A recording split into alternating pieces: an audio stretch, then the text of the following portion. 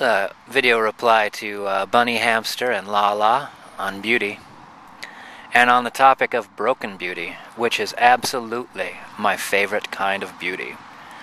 I've been attracted to broken beauty since I was a little kid, and how it first expressed itself was on buying a train set, and the first thing I did was start saving up money to replace all the train cars, those shiny new train cars, with ones that looked like they had been dragged from one side of the country to the other for the last 50 years. And I'd buy buildings to decorate my train set, and some of the buildings would actually be dilapidated and condemned, and others would be just run down and worn. And what I loved about that is those run down and worn ones showed a history. They showed survival. They showed wear. They showed strength and character. Like, I didn't trust those new cars. I didn't trust those new buildings. I mean, that building's brand new. I don't know what it's going to look like in 5 years. It might fall down. And that brand new train car, that might derail right off the bat. There might be something wrong with its bearings. That train car that looks a million years old, it's been beaten up. Man, I trust that train car. Also, it expresses itself in the things that I create. For instance, that I just made that I don't know what that's called, that needler, that plastic gun I made for costume stuff. The very first thing I did was paint it with covered in scuff marks and cracks.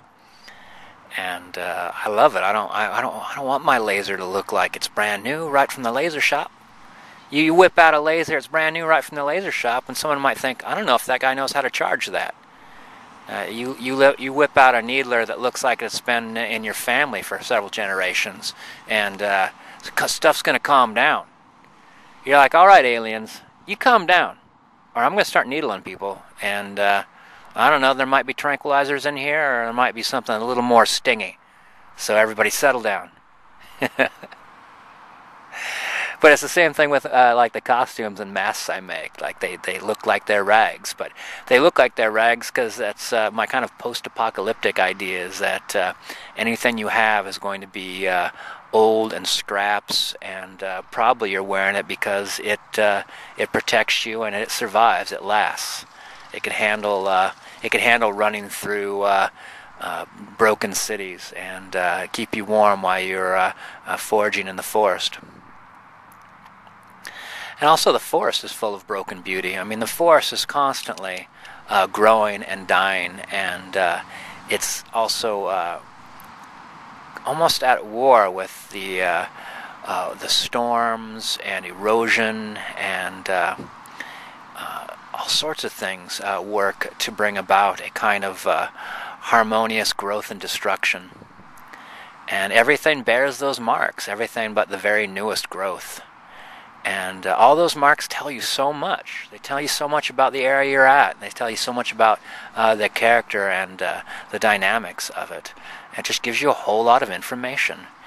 You walk through an orchard, and the information you get is a kind of a sculpted and managed area. You walk through a forest, and you just pick up the fact that things are alive and dynamic, and things are moving, and nothing could be, fully trusted. Yeah, I mean, that's the thing about like looking up into the forest canopy a lot, because sometimes you look up there and there's a giant section of tree that is held up by about 16 branches, and those 16 branches aren't going to hold that giant section of tree up there forever.